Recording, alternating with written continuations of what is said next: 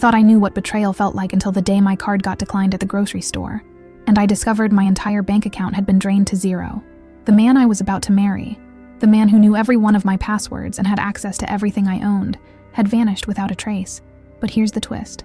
While I was crying over what I'd lost, he was out there living like a millionaire in another state, and I wasn't the only woman he'd destroyed. This is the story of how I went from victim to victor, and trust me, you won't believe how this ends. I never thought the day my card got declined at a random grocery store would be the day my entire life came crashing down. But here's the thing about betrayal. It doesn't announce itself with fanfare. It sneaks up on you while you're just trying to buy milk and eggs on a Tuesday afternoon. My name's Sarah, and I'm about to tell you how the man I trusted with everything, my heart, my home, my bank account, turned out to be nothing more than a professional con artist. And the worst part? I was just another name on his list. So there I was, standing at the checkout line at Trader Joe's, my cart full of groceries for the week. Nothing fancy, just the usual stuff. The cashier swiped my card once, twice, then looked at me with that apologetic expression that makes your stomach drop. "I'm sorry, ma'am, but your card's been declined." I felt my face get hot. You know that embarrassment when everyone behind you in line is watching? Yeah, that's weird, I said, trying to sound casual. "Can you try it again?" She did. Same result. "I'll just use another card," I muttered, fumbling through my wallet. But deep down, something felt off. My checking account should have had at least $3,000 in it. I'd just gotten paid, and I was always careful with money. Always. I paid with my credit card instead, grabbed my bags, and practically ran to my car. Sitting there in the parking lot, I pulled up my banking app with shaking hands. The loading screen felt like it took forever, and then I saw it. Balance, 0.0. My heart stopped. I refreshed the page thinking it was a glitch, some technical error. Banks have those, right? But no, the balance didn't change. $0, 0 cents. My savings account? Also empty. Completely drained. I started scrolling through the transactions, my hands trembling so badly I could barely hold my phone. Transfers. Dozens of them. All made in the last 48 hours. Money. Moving out in chunks. Some small, some huge. All going to accounts I didn't recognize. The last transfer had happened just 6 hours ago, while I was at work, completely oblivious. Over $12,000. Gone. I sat there in my car, groceries melting in the backseat, trying to make sense of what I was seeing. My first thought was that I'd been hacked, that some random cyber criminal halfway across the world had gotten into my accounts. It happens, right? You hear about it on the news all the time. But then something clicked in my brain, something I didn't want to acknowledge but couldn't ignore. The transfers required two-factor authentication. They would have needed access to my phone or email to confirm. And there was only one other person besides me who knew all my passwords, who had access to everything. Jake, my fiancé, the man I'd been with for 3.5 years, the guy who made me breakfast on Sundays and left little notes in my lunch bag, the person I'd trusted. Completely, without question, without hesitation. No, I told myself. No way. Jake would never do this. There had to be another explanation. I tried calling him, straight to voicemail. I sent a text. "Jake, something's wrong with my bank account. Call me ASAP." The message showed delivered but not read. I started the car and drove home way too fast, my mind racing faster than the engine. Maybe he was home. Maybe he'd know what to do. Maybe we'd been hacked together and his accounts were empty. Too. Maybe. The drive felt like hours even though it was only 15 minutes. I kept calling him. Voicemail. Each time that automated voice said, "Please leave a message," my anxiety ratcheted up another notch. I pulled into our apartment complex and practically sprinted up the stairs. Our place was on the 3rd floor of a building in downtown Portland. Nothing fancy, but it was ours. We'd moved in together 2 years ago, and I remembered how excited we'd been, arranging furniture and arguing about whether the couch should face the window or the TV. I fumbled with my keys and burst through the door. "Jake?" I called out. Silence. The apartment had that hollow feeling empty places get. You know what I mean? When you can just tell nobody's home? "Jake?" I tried again, louder this time, walking through the living room. His laptop wasn't on the coffee table where he usually left it. His jacket wasn't on the hook by the door. I walked into our bedroom, and that's when everything became horrifyingly real. His side of the closet was empty, completely empty. The hangers were still there, swinging slightly from when I'd opened the door too fast, but his clothes were gone. His shoes, gone. The duffel bag he used for gym stuff, gone. I yanked open the dresser drawers. His side, empty. My side, untouched. I stood there, frozen. staring at those empty shelves like they were going to explain themselves. This wasn't a hack. This wasn't a mistake. This was, planned. Methodical. He'd packed his things, drained my bank accounts, and left. My legs felt weak, and I sat down hard on the edge of the bed. Our bed. The bed where just 2 nights ago, we'd fallen asleep watching some dumb comedy. His arm around me. Everything feeling perfectly normal. I tried calling him again. This time, it didn't even ring. Just went straight to that automated message. He'd either turned his phone off or blocked me. The text I'd sent earlier was still showing as delivered, but unread. Then I tried texting again, my fingers shaking. Where are you? What's going on? Jake, please, I'm scared. Send. Delivered. Not read. Another text. Jake, if you're in trouble, we can fix this together. Just talk to me. Send. Not delivered. My stomach dropped. Not delivered. That meant one thing. He'd blocked my number. I sat there on our bed, surrounded by his absence, and started crying. Not the pretty kind of crying you see in movies. The ugly, gasping, can't catch your breath. Kind. The kind where your whole body shakes and you feel like you might throw up. How could this be happening? This was Jake. My Jake. The guy who cried at that Pixar movie we watched last month. The guy who brought me soup when I had the flu. The guy who'd proposed to me on the beach at sunset. The ring he'd saved up for months to buy sparkling on my finger. Oh God, the ring. I looked down at my left hand. The diamond, or what I'd thought was a diamond, caught the light from the window. How much of our relationship had been real? Had any of it been real? I forced myself to stand up and search the apartment more thoroughly. Maybe he'd left a note, an explanation, something. But there was nothing. He'd taken everything of value that belonged to him and left behind only absence. His toothbrush, gone. His favorite coffee mug, gone. The leather jacket I'd given him for his birthday, gone. It was like he'd never lived here at all. I checked our shared spaces. The TV was still there. It was technically mine. I'd had it before we moved in together. Same with the furniture. He'd taken his PlayStation, though, and his tablet, and the nice headphones I'd bought him for Christmas. The bathroom cabinet, his side was cleared out. All his toiletries, his cologne, his razor, everything. When had he done this? How had I not noticed? I'd left for work that morning at 7:30, same as always. Had he waited for me to leave and then just packed up his entire life and disappeared? I walked back to the living room and collapsed on the couch, pulling out my phone again. Still no response from Jake. I opened Instagram. His account was gone. Facebook, gone. Twitter, gone. He'd scrubbed his entire online presence, at least as far as I could see. Then I did something I'm not proud of. I logged into his email. I knew his password. We'd always had each other's passwords. No secrets, he used to say. That's what makes us strong. What a joke that turned out to be. His inbox had been completely cleared out. Recent emails, all deleted. Sent folder, empty. Even the trash was empty. He'd wiped everything. But email services don't let you completely erase your digital footprint that easily. And I found what I was looking for in the archive folder. Recent activity. Logged in from a new device in Austin, Texas, yesterday afternoon. Austin, Texas. We lived in Portland, Oregon. That's, over 2,000 miles away? He'd been planning this. This wasn't some impulsive decision. You don't flee to Texas on a whim. I sat there on our couch. My couch now, I guess. Trying to process everything.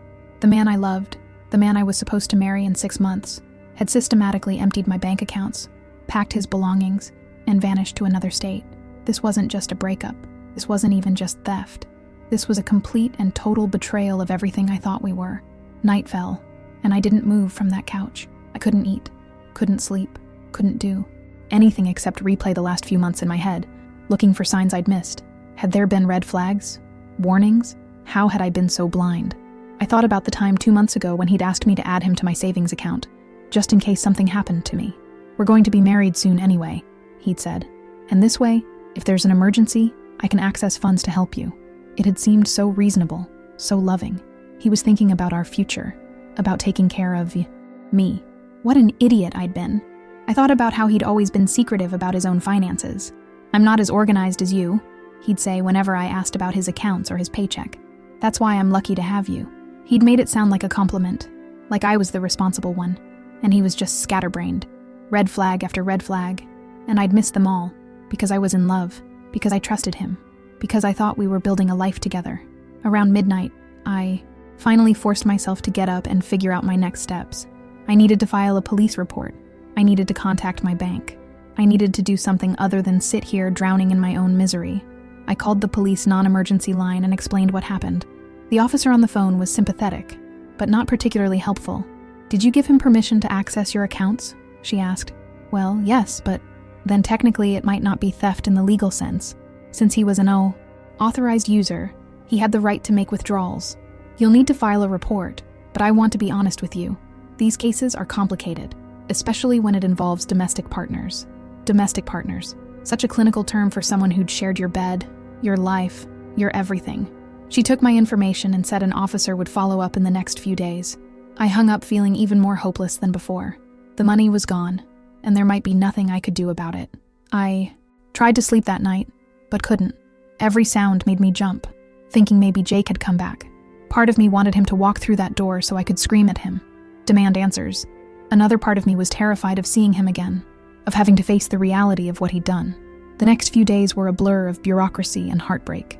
I filed reports with my bank, but since Jake had been an authorized user on my accounts, they couldn't do much. I filed a police report. I changed all my passwords. I called my credit card companies to freeze everything. I checked my credit report to make sure he hadn't opened accounts in my name. Thankfully, he hadn't. But the money was still gone, and Jake was still missing. I took a few days off work, telling my boss I had a family emergency. What else could I say? My fiancé robbed me and disappeared. It sounded insane even to me.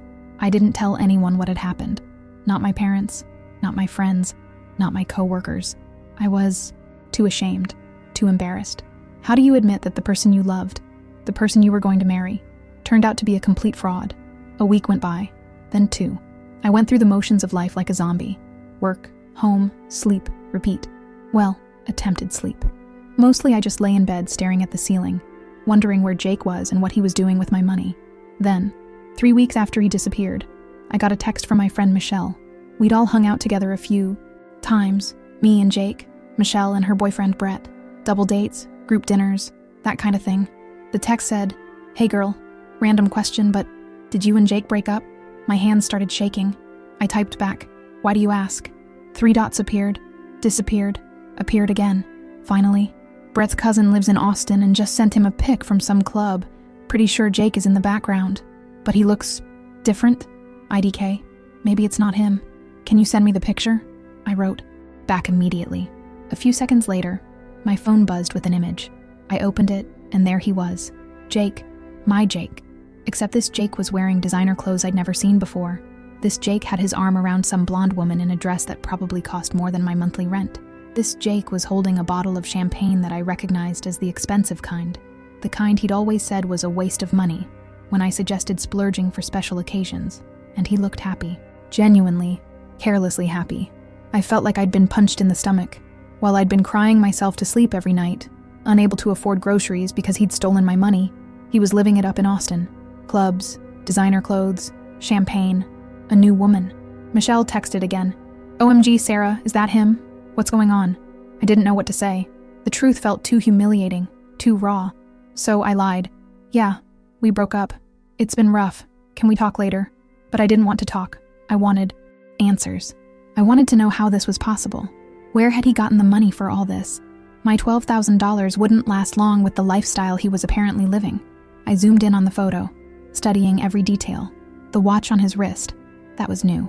Rolex, maybe? Probably fake, but still. His shoes looked expensive. Even his haircut looked like he'd gone to some upscale salon. This wasn't just about my money. This was bigger than that. I started doing what I should have done. Weeks ago, investigating. I created a fake Facebook account and started searching for Jake. I found him.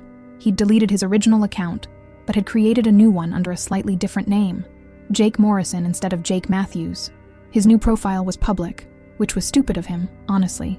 Or maybe he was just that arrogant. Maybe he thought I'd never find him. Maybe he didn't care. I scrolled through his posts and photos, my horror growing with each swipe. Pictures of him at Fiancé, restaurants, him at the gym, an expensive-looking gym with all the newest equipment, him at what looked like a country club, him with different women in different photos, always looking cozy, always looking happy. The dates on the posts were telling. The oldest one was from about a month before he left me. He'd been building this new life while still living with me, still sleeping next to me, still saying, "I love you," every morning. I took screenshots of everything. I didn't know what I'd do with them yet, but I wanted documentation, evidence. Proof that I wasn't crazy, that this had really happened. Then I started looking at who was commenting on his posts. A few names kept coming up, people who seemed to know him well. I clicked on one, a woman named Tiffany. Her profile was also public, and when I scrolled through her photos, I found something interesting. Pictures of her with Jake from over a year ago. Recent posts about betrayal and con artists and learning to trust again. Posts about finally getting justice and speaking your truth. My heart started racing. I sent her a message from my fake account. Hi, I know this is weird, but I think we might have someone in common. Jake Morrison, I have some questions and would really appreciate the chance to talk to you. I didn't expect a response, but 15 minutes later I got one. Oh honey, let me guess. He took your money and disappeared? I almost dropped my phone. So I wasn't the first. I wasn't even the second. How many of us were there? Yes, I typed back. 3.5 years. Cleaned out my accounts. I thought he loved me. They all think that, she responded. That's how he operates. Can we talk on the phone?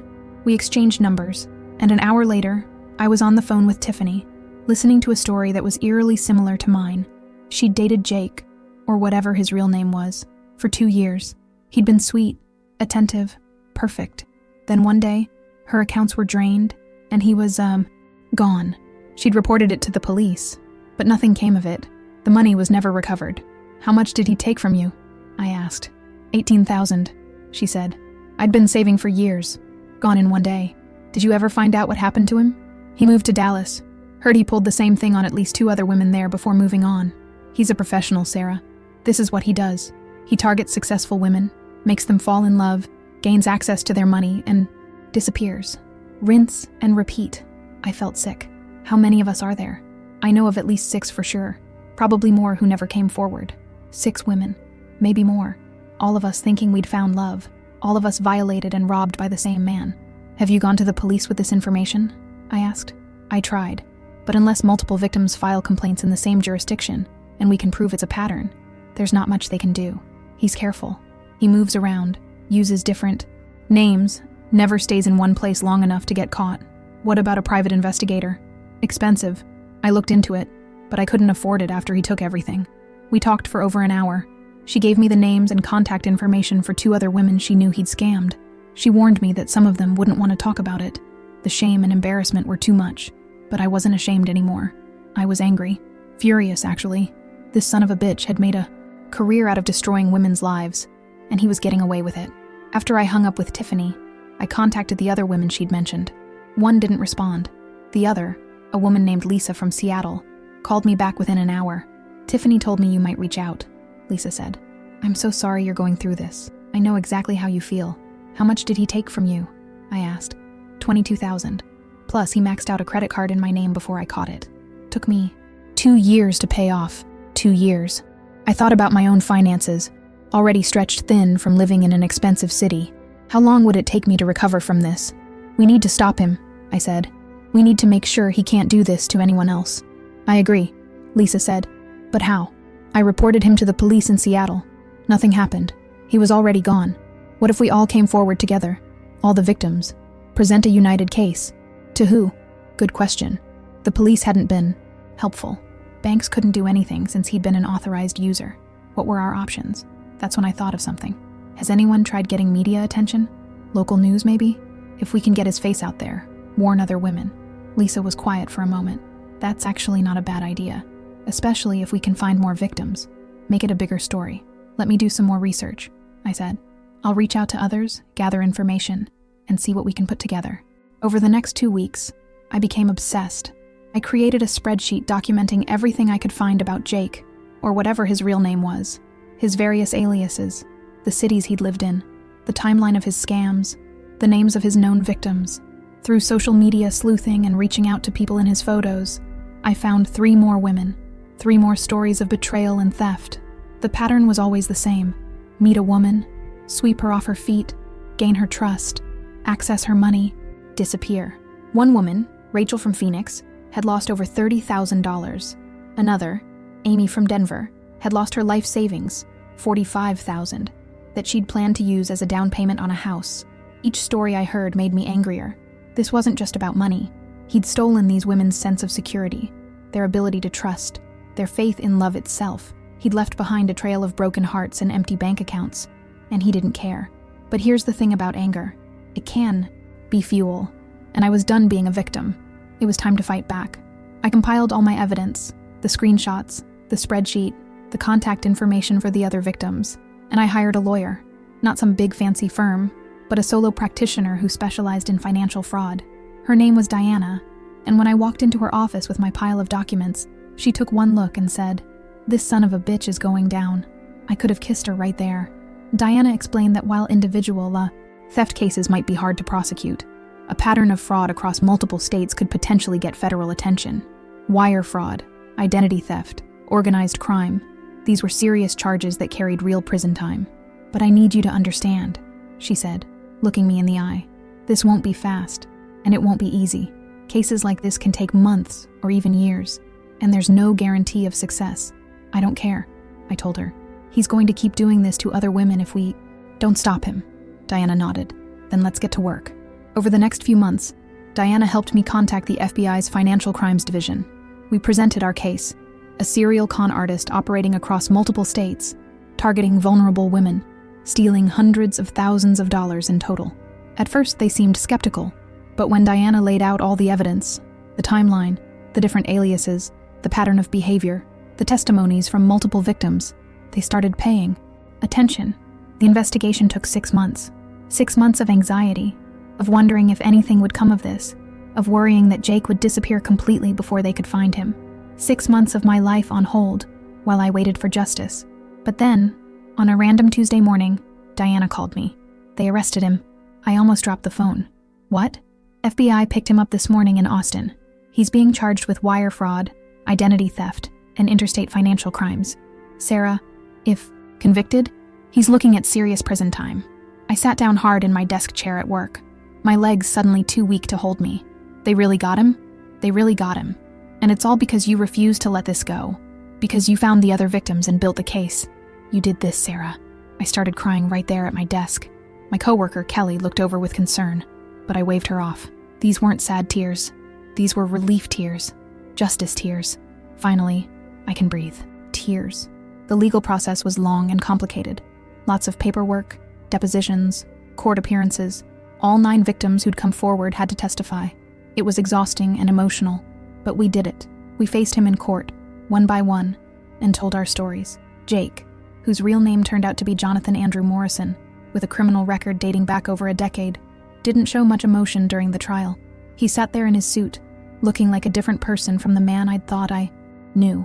Cold, calculating, unrepentant. His lawyer tried to argue that these were civil matters, not criminal ones, that the relationships had been real and the money had been gifts. But the prosecution, armed with all our evidence, painted a clear picture of a predatory con artist who'd made a career out of exploiting women. The jury deliberated for 2 days. When they came back with a guilty verdict on all counts, I felt something release in my chest, something that had been tight and painful for over a year. Jonathan Andrew Morrison was sentenced to 12 years in federal prison and ordered to pay restitution to all his victims. Would we ever see that money? Probably not all of it. But that wasn't the point anymore. The point was that he couldn't hurt anyone else. The point was that he'd face consequences for what he'd done. After the sentencing, I went out to dinner with Tiffany, Lisa, and Rachel, the women who'd become my unlikely friends through this nightmare. We raised our glasses and toasted to justice, to survival, to the strength we'd found in ourselves and in each other. "You know what the crazy thing is?" Lisa said. "I actually feel grateful in a weird way. Not for what happened, obviously, but for who I became because of it. Stronger, less naive, more careful about who I trust, and more willing to fight back," Rachel added. "Before this, I would have just accepted it and moved on. Now, nobody's going to screw me over without a fight." I understood what they meant. I'd lost money, sure. I'd lost time. I'd lost the fantasy of the life I thought I was building with Jake. But I'd gained something too. The knowledge that I could survive betrayal, that I could fight back, that I was stronger than I'd ever known. 3 months after the trial ended, I was finally getting my life back together. I'd moved to a new apartment. Staying in the place Jake and I had shared felt impossible. I'd been promoted at work. I'd even started dating again, though I was taking it. Very, very slowly this time. Then one evening my phone rang. Unknown number. I almost didn't answer, but something made me pick up. "Sarah?" The voice made my blood run cold. It was Jake, or Jonathan, whatever his name was. "How are you calling me?" I asked. "You're in prison. I get phone privileges. Look, I need to talk to you. I need you to understand. I don't need to understand anything. I cut him off. You stole from me. You lied to me. You're exactly where you deserve to be. Sarah, please. I know I messed up, but what we had was real. I loved you. I still love you. I laughed. Actually laughed. You don't even know what love is. I made mistakes, I know that.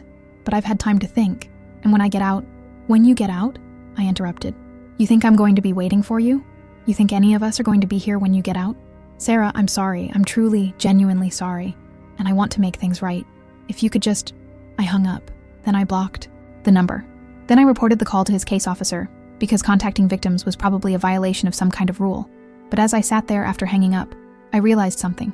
I felt nothing. No anger. No sadness. No lingering love. Just nothing. He had no power over me anymore. He was just a voice on a phone, soon to be a forgotten name.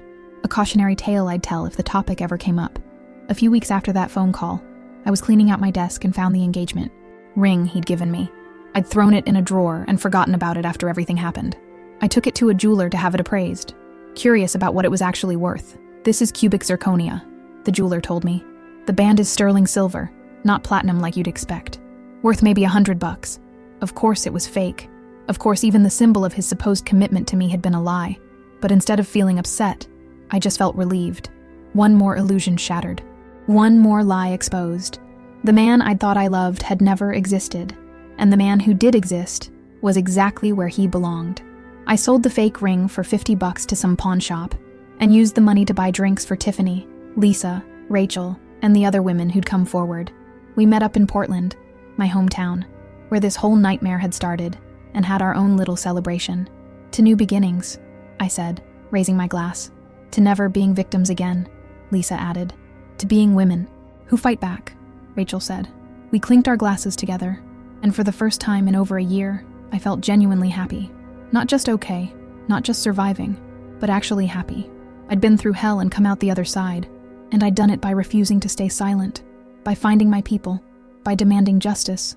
Looking back now, I can see how naive I was before all this happened. I thought love meant complete trust, no questions asked. I thought good communication meant sharing passwords and bank accounts. I thought my kindness and openness made me a good partner. And maybe they did, but they also made me vulnerable to someone like him, someone who saw those qualities and exploited them. I'm more careful now. Some people might call me cynical, but I call it wise. I know that trust is earned slowly, not given freely. I know that love shouldn't require complete financial transparency within the first year. I know that when someone seems too perfect, when they love bomb you and rush intimacy and talk about forever before you've even had your first fight, those are red flags, not romantic gestures. I wish I could go back and tell my younger self all of this. I wish I could warn her about what was coming, prepare her for the betrayal and the heartbreak and the long road to recovery. But maybe she wouldn't have listened. Maybe she needed to learn these lessons the hard way. All I know is that I survived. We all survived. And more than that, we made sure he couldn't do this to anyone else. That's something to be proud of. So that's my story. From the grocery store checkout line where everything fell apart, to the courthouse where I finally got justice. It took over a year of my life, but I'd do it all again in a heartbeat. Not just for me, but for every woman who comes after me. Thank you so much for sticking around until the end. I know this was a long one, but I wanted to tell you everything. Now I want to hear from you.